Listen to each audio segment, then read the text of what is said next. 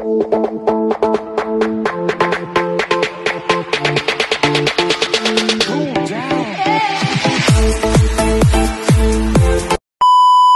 guys! Welcome back to my channel. For today's vlog ay magse-celebrate kami ng Mother's Day.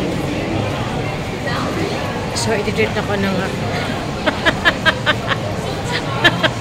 ititreat ako ng aking dalawang anak at ng aking daughter-in-law. Nagpapatawa kasi yung asawa ko guys. Wala magawa.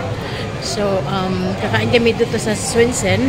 Nag-try kasing magpa-reserve online ang aking mga anak. Kaso lang, hindi sila sumasagot ng telepono.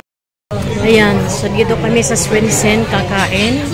Nakita nyo, napaka-busy kasi nagsiselebrate ng mga Mother's Day. At ito na dumating yung unang order guys. So, hindi ko alam kung anong klaseng soup ito. Pero yun ang tinatawag nila nga soup of the day. So, masarap ihigop nga kasi ang pag-serve nila. Mainit pa talaga yung sabaw guys.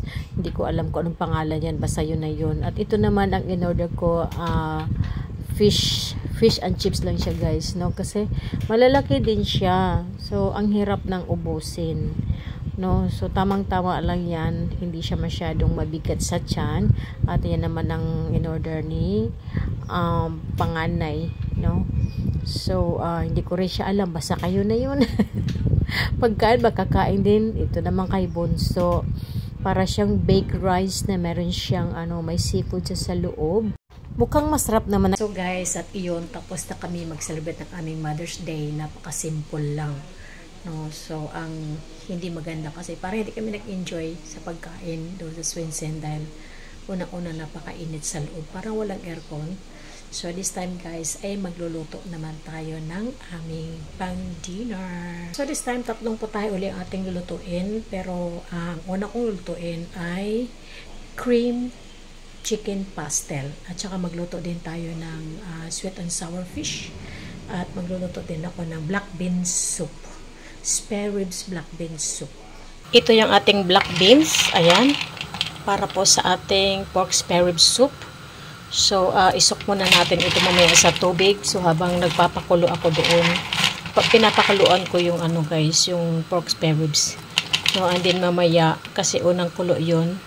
Ang pangalawang kulo, isabay na natin itong black beans. Ayan, Anong pangalan ba dito? Parang sa atin, liso ng batok sa atin, I don't know. So, ayan na guys, kumulo na ang ating pork spare ribs. Ayan, Pinakuloan na natin.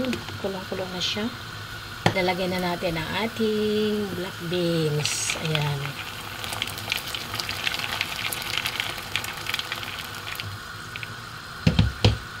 Ayan, nalagay na natin lahat ang ating black beans. Ayan, So, mamaya guys, pag lumambot na yung baboy, yung buto-buto niya, at lumambot na rin itong black beans na to, mag-iiba yung kulay niya. Magiging siya, dark brown o parang itim. So, pakuluan natin ito ng at least mga 30 to 45 minutes. Balikan natin yan mamaya. Ayan na, ito ng ating na-chop na manok guys. Isang buong manok ito guys. So malalaki lang ang pagkahiwa ko. Pag pag nagluluto ako ng manok guys, lagi ko itong hinihiwalay kasi paborito ng aking mga anak. At itong ating mga sangkap para sa ating cream pastel chicken. So ayan, meron tayong carrots at meron tayong red bell pepper. Meron din tayong dilaw na bell pepper. Ayan. At meron tayong mushroom. Sa mushroom lang sa can guys. Okay, so dapat kasi guys chorizo ang ilalagay natin. Pero hindi ako nakabili, so pwede rin tayo maglagay ng chicken sausage. Ayan. So chicken sausage. At meron tayong all-purpose na cream. So, titinan ko lang baka isa o dalawang lata ang magamit natin ito. Palagyan na tayo ng mantika. Painitin na natin ng konti.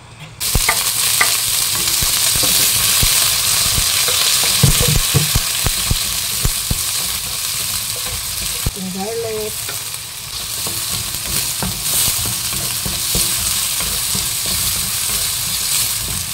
Ikas-ikas na natin yan hanggat bumango siya guys. Hintayin na natin lumabas yung amoy. Lagyan natin ang ating manok.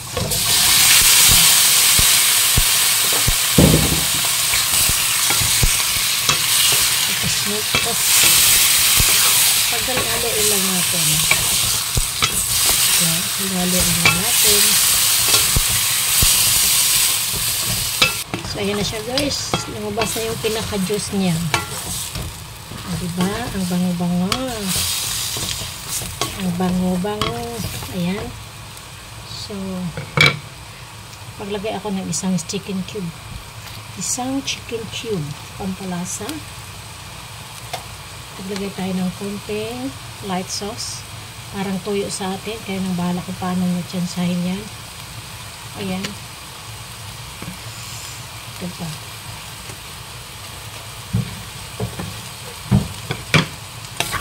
Mikos-mikos natin ulit.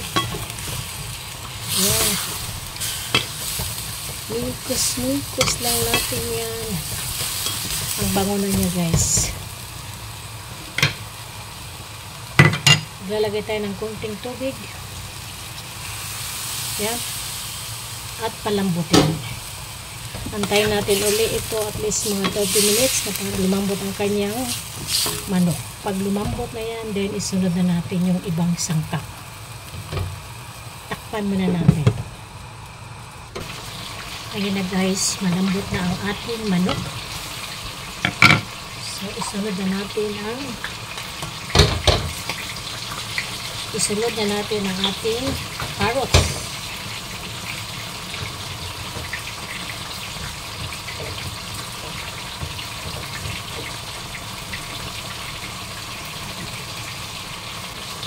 Mamaya lang sandali guys, palambutin muna natin ito ng konti ang carrots.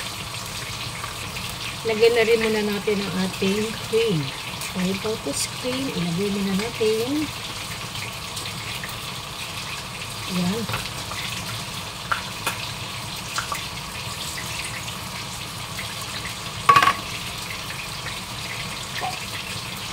Tingnan muna natin guys kung magkasya ba yung isa.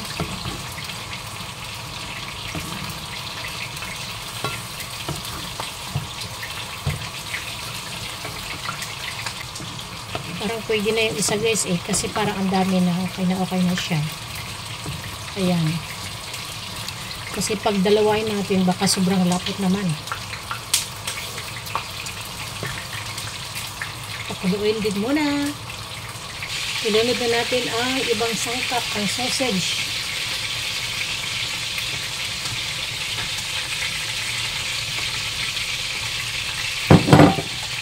At ang mushroom.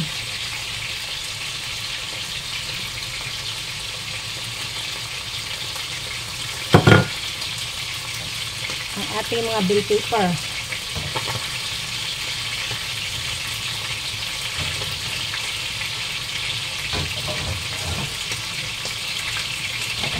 Ayan.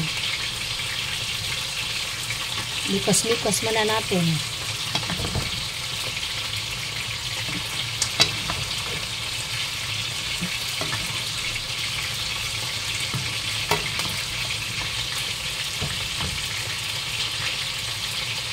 Tinikman ko na pala kanina guys yung lasa.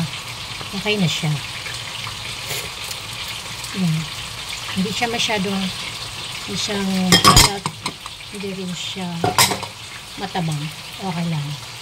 Ayan, luto na siya guys. Lagyan natin ng kunting sili para hindi siya nakakaumay guys. Ayan. Ka-obgid ang kanin nito mamaya. So, ayan. It's ready to eat.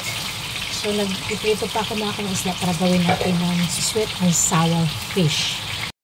Patayan ng ating guys, isda. Isang buong isda ito guys, siniwa ko lang. So, gawin natin sweet and sour fish. Yan lang ating napakasimpleng sangkap lang. No? Kamatis. At mayroon tayong dilaw na bell pepper. Lagyan na tayo ng mantika. Ayan. Natin.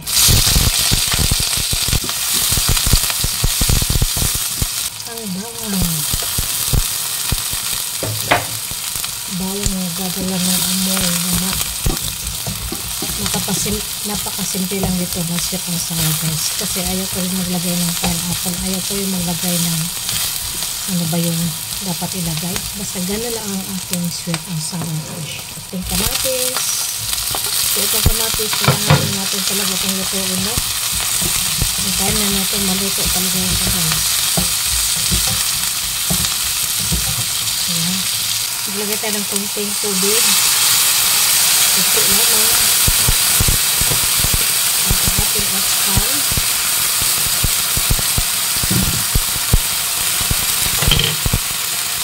Lagay tayo ng ketchup. Ayan. So, ketchup lang yan ang magdadala guys. Okay na.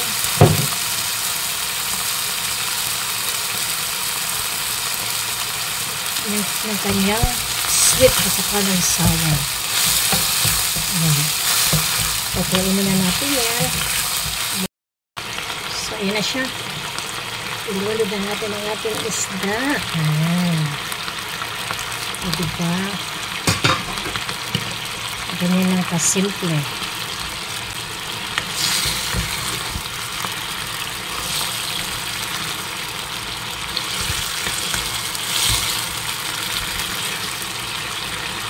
Ayan, luto na ang ating sweet and sour fish. Pinimplahan ko na rin yan siya kanina guys. So, tama lang yung timpla. I'm ready to serve. Luto na rin ang ating black beans pork spare rib soup. Ayan, nag-change na yung kulay niya guys kasi malambot na yung black beans. Malambot na rin yung kanyang karne. And ready to serve na yan. Ang luto na ang ating tatlong putay guys. Nakakapagod. Hindi biro ang magiging kusinera, no? So it's ready to serve, ready to eat na ang aming dinner. And that's all for today. Thank you so much for watching. This is Tita Belle. Bye!